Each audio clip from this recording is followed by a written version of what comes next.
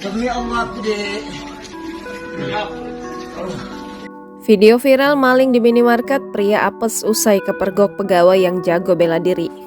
Viral video seorang karyawan Indomaret di daerah Siantan, Pontianak Utara dengan mudah melumpuhkan seorang maling minyak goreng yang melawan saat ditangkap. Diketahui karyawan Indomaret bernama Faisal tersebut merupakan atlet bela diri Sambo, Kalimantan Barat. Lewat unggahan akun sosial media Instagram di @tkp_pontianak 2018, terlihat pencuri berhasil ditangkap oleh seorang pegawai. Karyawan bernama Faisal yang juga seorang atlet bela diri berhasil melumpuhkan pelaku dengan keahliannya. Pegawai dengan seragam kerjanya tengah mengunci pencuri yang mencoba melawan itu sambil terbaring di lantai tak berkutik.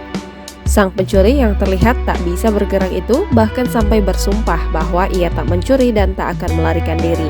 Diketahui aksi pencurian yang dilakukannya sudah seringkali terekam oleh kamera CCTV hingga membuat kerugian jutaan rupiah. Unggahan tersebut lantas menuai banyak komentar yang kagum dengan aksi yang dilakukan pegawai minimarket itu.